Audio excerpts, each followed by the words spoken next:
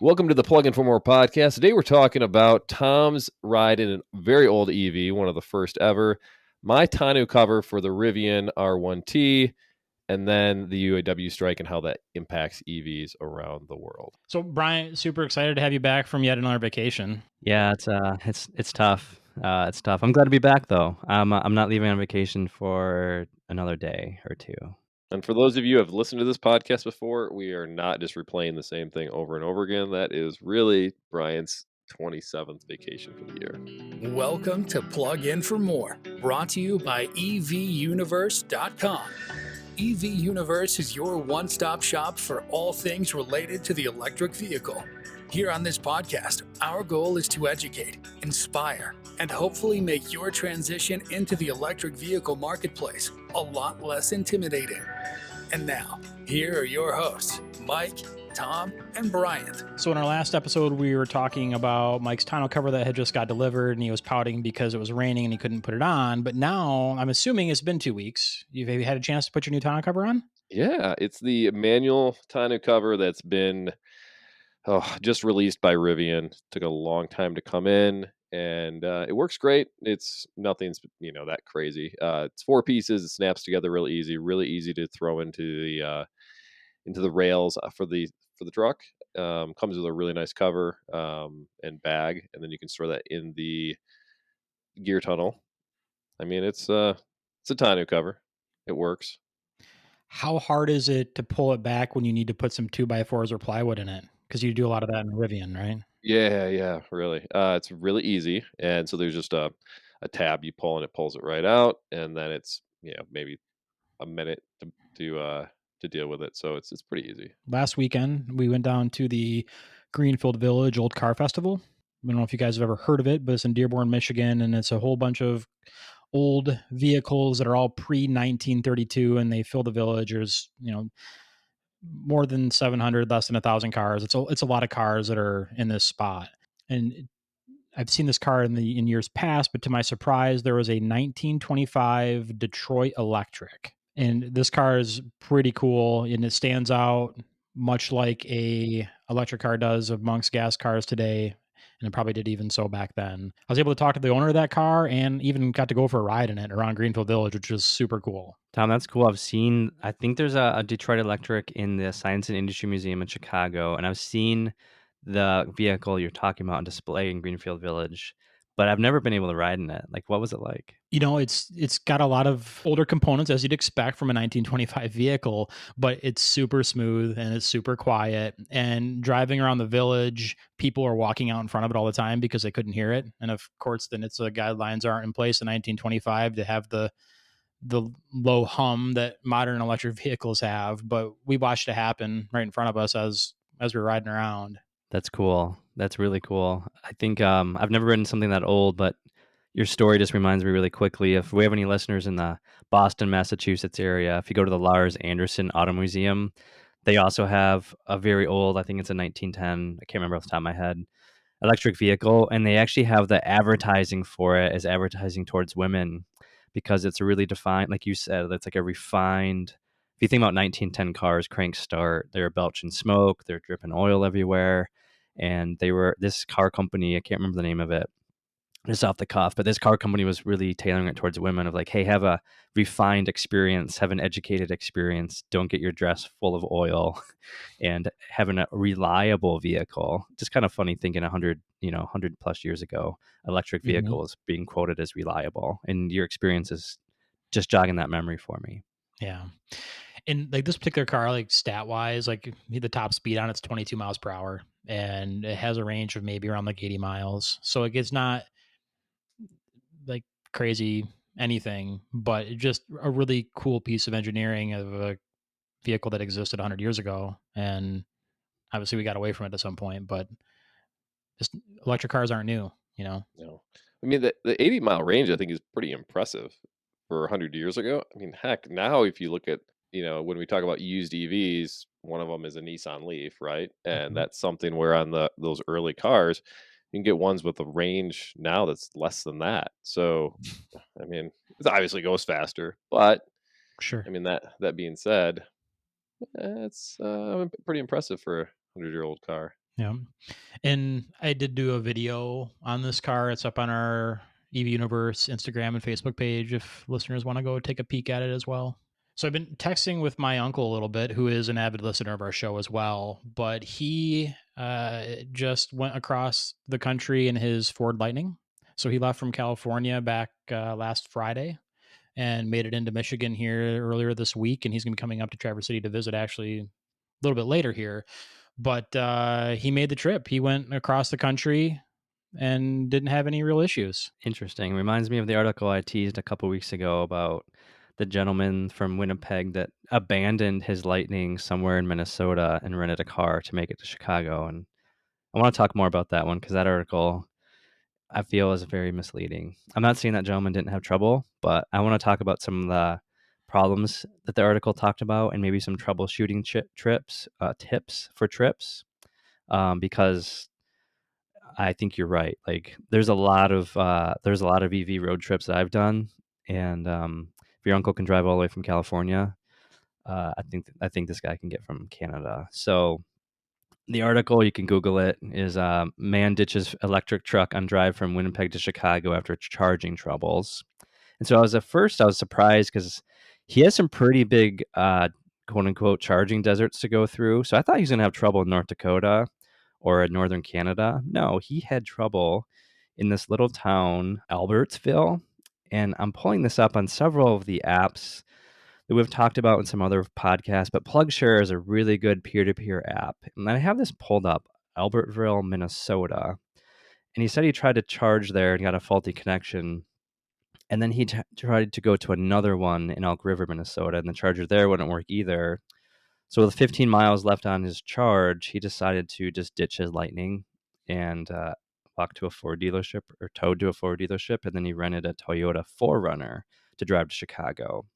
So I'm not saying this gentleman didn't have any trouble, but if you look up on PlugShare, and the ratings on PlugShare is something I do when I go to a road trip, there's some of the chargers around here are rated pretty high. The one specifically he had trouble with is rated as a 7.4 out of 10. That's a pretty good rating, but there's a few other level 2 chargers around here. One about the best rating I've ever seen. It's got like a 9.4, 9.6 out of 10, meaning that thing is pretty darn good. And there's a third one that has a lower rating. But long story short, if I could get this gentleman on the podcast, my recommendation would have been to him is and when you're doing a road trip with an EV, if you're having trouble charging, don't wait until you're going to be at like, if at all possible, wait till you're like at 5 or 10%. Like he said he had 15 miles left. He's probably at like 5% left. And he drove past quite a few chargers to get there. So I'd say step number one would be, charge your vehicle maybe when it's more around 15 or 20%, especially if you're on unknown territory. That way, if you do have a charging fault, you still have some range to go to another spot. And then two, plan on charging at places that have pretty high ratings on PlugShare. Like this PlugShare rating on this one's, like I said, in the high 9s. Like that one's pretty darn reliable. And then I'd say number 3 is I'm shocked because he had trouble charging at some of these places that have the most chargers when he drove through charging deserts in North Dakota and southern Canada. And maybe rather than just abandon his truck, could he have plugged into a slower charger? That's like my third tip. Plug into a slower charger, maybe grab some dinner or a drink or a bathroom break and just get another 15, 20 miles because just down the road is literally a ton of chargers on PlugShare. The map is just populated everywhere. So I'm not saying this gentleman's lying in the article, but I think he made it a little more dramatic of just quote unquote abandoning his vehicle and renting a powered car because he couldn't get to Chicago. Like, I think he made some mistakes. But Mike, Tom, what are your thoughts? There can definitely be hiccups with charging problems here or there, but if you're planning appropriately and you're paying attention, it's not an issue. And most of your apps aren't going to recommend you going down below 20% if it can help it. Yeah, I think he's used to driving a gas car where you like get the fuel light on and then you stop for gas. On an EV road trip, you have to plan a little bit more. And just maybe map out. You have to do a little bit of research, right? Map out which chargers you're going to charge at. Go to a highly rated one and go to one, especially where he was. I understand. I was shocked. I mean, listener, I was shocked. I thought for sure it was going to be North Dakota because there is long stretches of highway in North Dakota where there's no chargers. But he charged fine in North Dakota. He had problems in Wisconsin where there's chargers like literally everywhere. And if he just planned like a tiny bit better, he probably would have had no problem. Yeah, I mean, I think it goes back to the mindset, and when you get an EV, you need to do a little more research until you're comfortable with what the process is. It's a mind shift. It's a different um, sort of mentality of when you go on these road trips, what you have to learn, where how these things work. I don't think it's any more difficult than dealing with a gas car. It's just there's things that you're going to have to pay attention to where you didn't before, and other things with a gas car that you don't have to worry about now. You don't have to let the thing quote unquote warm up necessarily because you're going to damage the engine. Like that stuff doesn't occur in cold weather. It's not going to be as efficient. Stuff like that. I mean, there's really just the way that the motors work, the batteries work, the way the charging infrastructure is. It's different than what you're used to, and so when you make that pretty substantial shift, you got to do some research. And I wouldn't recommend buying your first EV, not doing any research, and then trying to drive across 3,000 miles. Don't do that. Do some research before you do it. I think that's my advice. Yeah, go on a small road trip. Go to like a 400 or 500 mile road trip. Understand the apps you need to navigate. Understand the apps you need to download before you go. PlugShare is a good one. ChargePoint, Electrify America, a better route planner. We've covered these in other podcasts, but for newer listeners, those are like the most critical apps that I use for any road trip, or those specifically. Yeah, and speaking of apps, I've had continued success with Apple Maps and it pairing through CarPlay with the Mach-E and giving me a really good breakdown of what I could expect my battery levels to be when I arrive at my next charging destination or the final destination. Been really impressed with that. Yeah, good point. And then for newer listeners as well, I've talked about this in the past, but go to our website, evuniverse.com, and get yourself a Tesla destination charger adapter, because I've had extreme luck at charging at hotels overnight on road trips. Usually the hotels I've ran into have Tesla destination chargers, and the connector for a normal, a non-Tesla, a different type of vehicle, is super easy. You just literally connect it to the charging adapter and you plug in and charge overnight. And on road trips, it's super critical to start off in the morning fully charged. You can really save a lot of time by taking advantage of your car being parked overnight. So go get that adapter. It's made my life so much easier. You can't charge the superchargers, but destination chargers, it's worked 10 out of 10 times I've used it. Awesome. Great point. One other thing too, since we're talking about the education piece. So we have a little announcement with EV Universe that we have I think it's 37, 38 page EV guidebook. So everything you need to know about owning an electric vehicle, the apps you need to download, the differences between gas and electric cars, efficiencies, driving, that kind of stuff. It's a really in-depth um, guidebook. It's free, and we're going to be pushing that out for anyone who wants to download it. It's going to be on our website, and we'll promote that. So we'll also put it on the website for Plug-in for More, so you can download it there as well. That will be ready very shortly. So if you don't see it when this episode drops, it'll be within the first week or so. So I think it's going to be something really nice. Take a look at it. And if you have any further questions, just hit us up here. We'll be happy to answer them on the podcast. Can we stay on the theme of road trips? I've got two other ones I want to talk about briefly before we get to our main theme. Absolutely. So an influencer which I love is this woman called Lexi Alford. She's on Instagram as Lexi Limitless.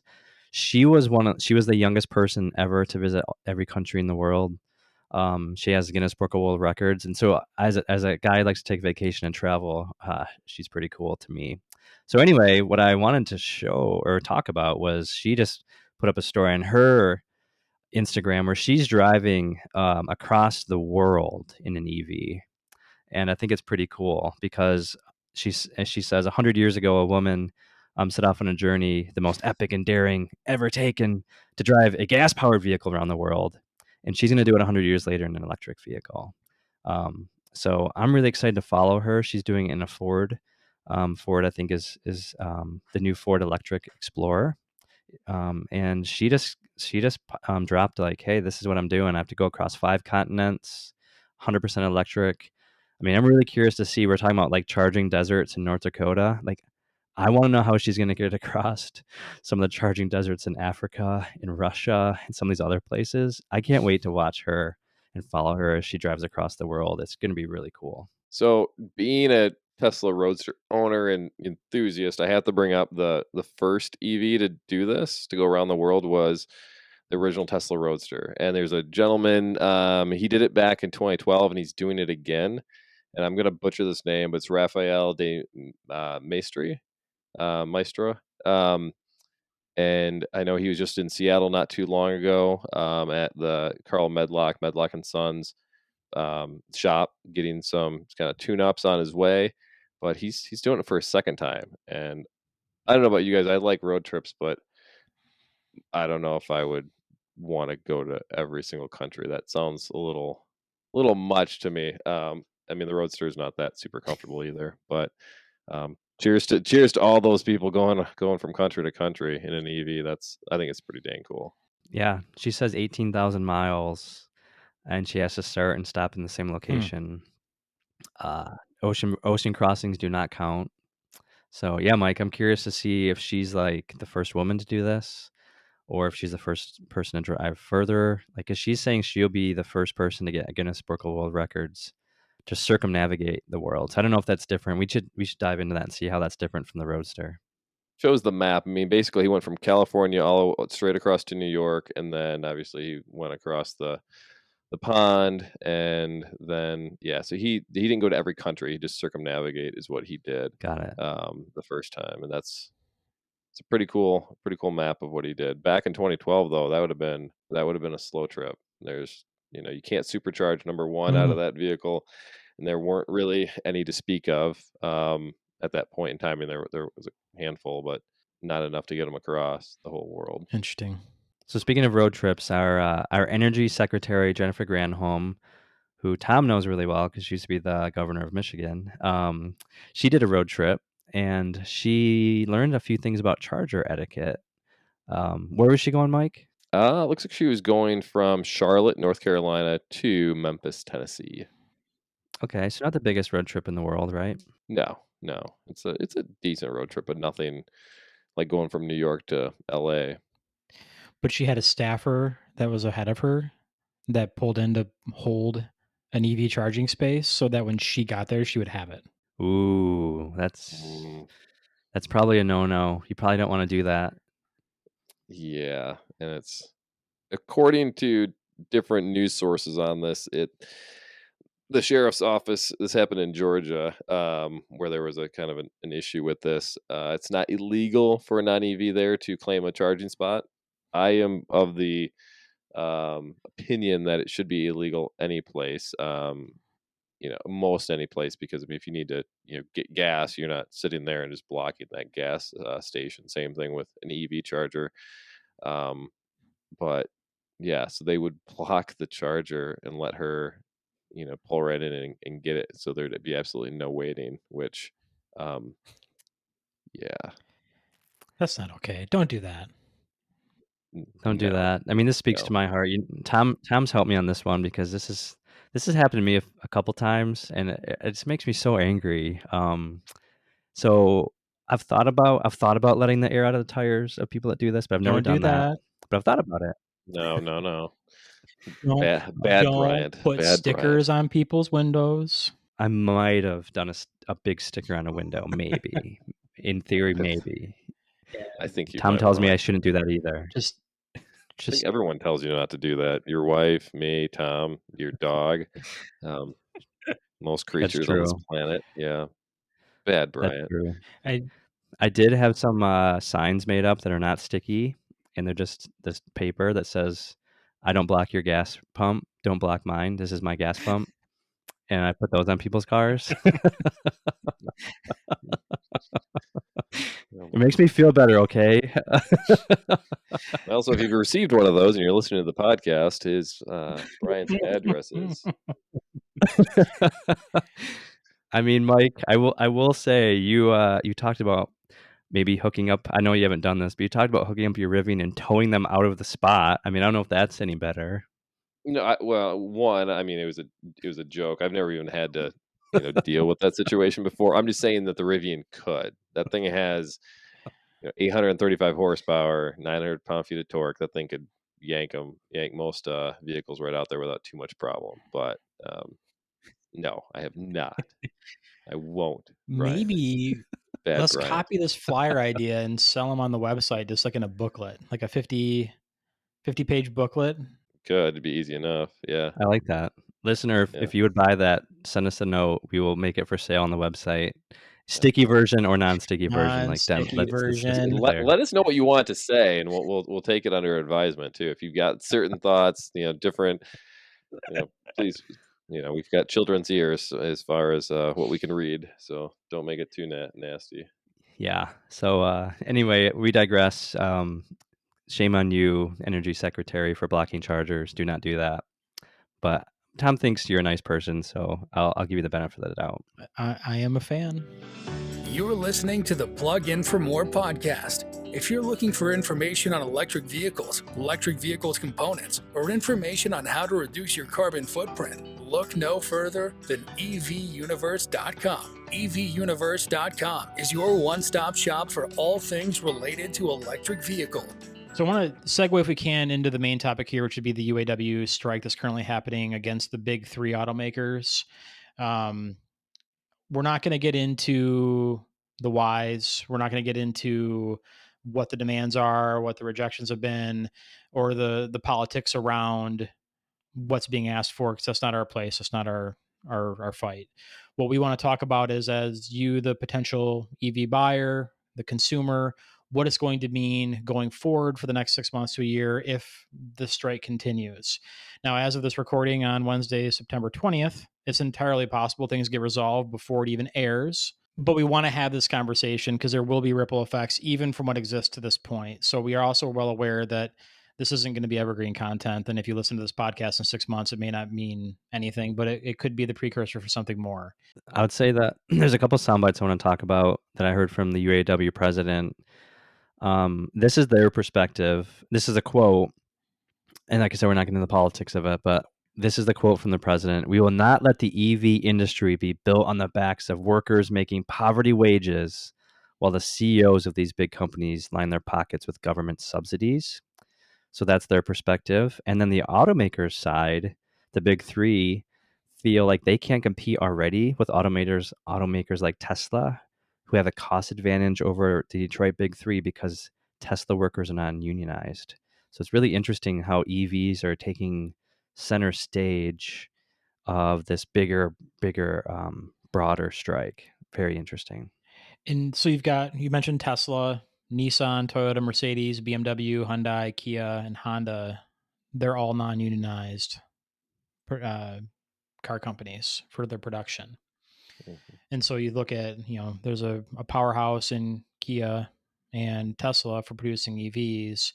And I know Jim Farley had made a comment in regards to EV production and the money that they have allocated for trying to move towards that sustainable future of being compromised if they meet the demands of the workers. So EVs are definitely central to the argument, but it could have far-reaching impacts if that occurs. Yeah. So let's unpack that a little bit. So for the folks that haven't paid too much attention to where the margins are with EVs for the big three versus Tesla. So this comes down to sort of the argument is with Tesla right now, their margins are really, really good. They have been traditionally over the last couple of years.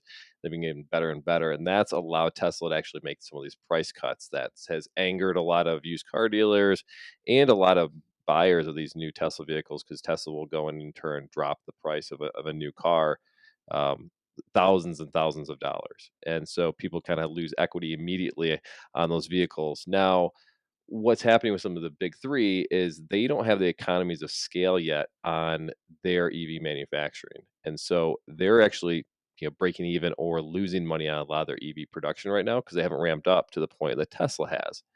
So I think the point that Jim Farley, from the CEO of Ford's, trying to make is that they have to invest in the production of the EVs, their whole production line, to make it profitable. And that investment is instead going to go to the UAW workers and not going to go into that transition. So it's going to put them even further behind Tesla and some of the other manufacturers out there.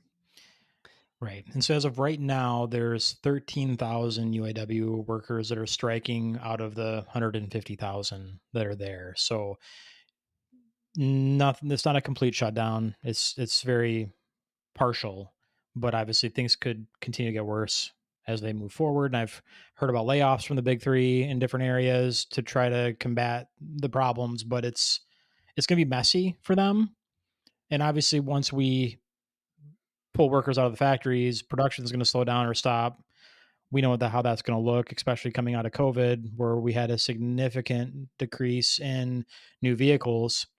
And we all know what happened there on prices and availability and wait times, myself included, waiting on the Mach-E. Yeah, I agree. I think if this strike lasts longer than 4 or 5 weeks, it's gonna be a body blow to the EV ambitions of of Ford, GM, the Ram trucks coming out. Like all of these automakers have big plans in 2024 to push out new EVs, while Tesla and Kia and all the other brands that are not striking can just flood the market. And let's face it, if you gain familiarity with a Tesla or you gain familiarity with a Kia or a Hyundai, will it hurt you then going back to a GM or Ford product? Like, I don't know. So right now it's kind of like first one to the market. Who gains the most comfort level might own the market for a while. So like I think the automakers are in a tough spot here. If they don't go to the demands of the UAW, then they're going to be late to market. Well, a lot of these other companies will have multiple vehicles out in market, and if they do, if the UAW doesn't negotiate, then the UAW, I mean, the Ford. Jim Farley's saying it's basically going to put the jeopardy of Ford in jeopardy for it to actually as a viable company. So I don't know. It's interesting to see and sit in the sidelines and watch this. Which side kind of like blinks first? No matter what, Tesla and the other manufacturers come out ahead on this one. I mean, they're getting the benefit because I think with the big three, no matter what happens, they're going to lose in some way, shape, or form. And we saw with the COVID scenario with all these manufacturers and how that delayed like Tom's car and many others in the industry. What we're also going to find out is, and I think we've all seen this, is not only is it the production of the new cars, but it's also the parts availability. So if you get in a car wreck, how long does it take to get that car fixed? If you have a piece that just breaks and it's under warranty, is that car going to be sitting at the lot for 6 weeks or 2 months to get fixed for something that's relatively simple just because they don't have the parts? There's so many kind of spider web of issues that come with this. um, I mean, it does factor into some buying decisions, I think, for a lot of people. Yeah, I agree. I was just about to say, Tom's Mach-E was made in Mexico and delivered, but a lot of the parts that I think, I'm just speculating, I haven't researched this, but a lot of the parts I think are still made in the US, possibly for cars that are made other places, even if they're assembled in Mexico or whatnot. So to your point, just because a car is assembled in Japan or Mexico or wherever, a lot of the parts are still sourced from the US. And if the strike goes broader than right now, it sounds like it's a small version. But if it goes into parts supply, another thing, it's going to really hurt, not only parts availability for new cars, but for existing cars as well. So regardless how this stuff works out with the UAW strike and the big three, obviously we're keeping tabs on it and we're hoping for a resolution that is satisfactory to everyone involved, because we don't want to see anybody having to deal with the heartaches of not having employment or taking forever to get their EVs or whatever is going to come with this, because nothing really good is going to come for a strike. But looking ahead to further episodes, we are looking into, what is it, Mike? A special guest who was one of the first Tesla employees and who I know fairly well, and he has some interesting stories to tell. So I'm really excited for that. He shall remain unnamed until further notice. Okay. And we are also going to be bringing an episode in regards to subscriptions that are being applied to a lot of new vehicles, whether it be like my Mach-E that has a Blue Cruise subscription that allegedly is going to end in December, or BMW and their heated seats, or whatever else. But that's a trend that's happening in all automobiles, but we're going to talk about how that applies to electric cars. I'm excited about that one. And Yeah, sometime late October, we're going to talk about I'm getting new tires for my vehicle. And so talk about the whole EV tire landscape, because we did a podcast on that a little over a year ago, but a lot of good information for our newer listeners. And you get to hear my experience as I get new tires for the winter on my car. Awesome. Thanks, guys. All right. See ya. See ya. Thank you for listening to Plug In for More. Make sure you subscribe so you don't miss any future episodes. In the meantime, check out the one-stop EV marketplace, evuniverse.com. Until next time.